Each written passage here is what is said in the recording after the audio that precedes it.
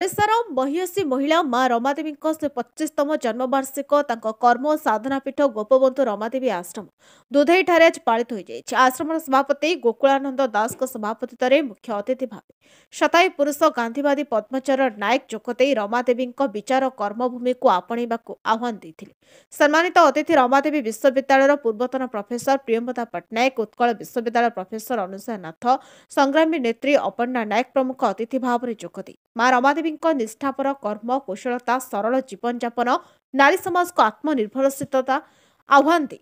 हिंसा मुक्त निशामुक्त समाज गठन उपर गुरुत्व देउथिले अनुष्ठान कार्यक्रम सभापति डॉक्टर सुभाष चंद्र विशाल परिचालन अनुष्ठित सभारे माँ रमादेवी फोटोचित्र में प्रदीप प्रज्वलन कर निमंते बरी शीर्षक संगीत गान पर आश्रम संपादक निमाई राय प्रारंभिक वक्तव्य चलित से 25तम जयंती को राज्य सरकार पालन करने को प्रस्ताव देते रमादेवी स्मृति हरिदासपुर रेल स्टेशन बरी पर्यंत स्मृति को उज्जीवित रखा आह्वान देते यह अवसर में विभिन्न प्रतियोगितार अंशग्रहण कर छात्र छात्री को पुरस्कृत कर बरी अंचल महिला प्रतिभा मध्य डॉक्टर प्रसन्न कुमार नायक मैट्रिक टॉपर श्रेयसी जेना ओएस पाई शुभदर्शन दास लेखिका कांचन जेना डाक्तर सत्यसुमा साहू नर्सिंग ऑफिसर आरती त्रिपाठी गारिमामय बरी संकलन लगी डॉक्टर कांचनबाला सामल उर्मिला सिंह जोथ परिभा मुख्य ज्योत्स्नाराणी नायक समाजसेवी सविता नायक संबर्धना करा अन्यमानक मध्य उपसभापति कुलमणि शुक्ल नाट्यकार अभय शतपथी कानुचरण बेउरा गगन जेना रश्मि दास अध्यापक प्रशांत साहू सोमनाथ तिवारी गुणचरण नायक कपिल सामल पद्मनाभ जेना कुशधर सामल भूपति मल्लिक प्रमुख जोगदे कार्यक्रम को संपादक निमाही राय प्रभाष चंद्र दास दिलीप दास सीताराणी देव वंदना सामल परिचालन करथिबा बेले रमाकांत मंडल धन्यवाद करथिले।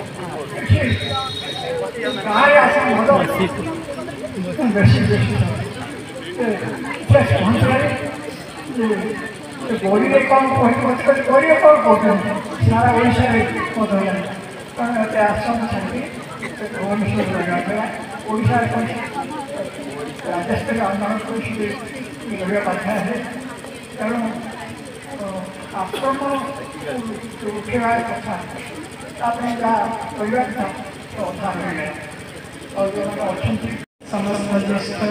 श्रेष्ठ कनिष्ठ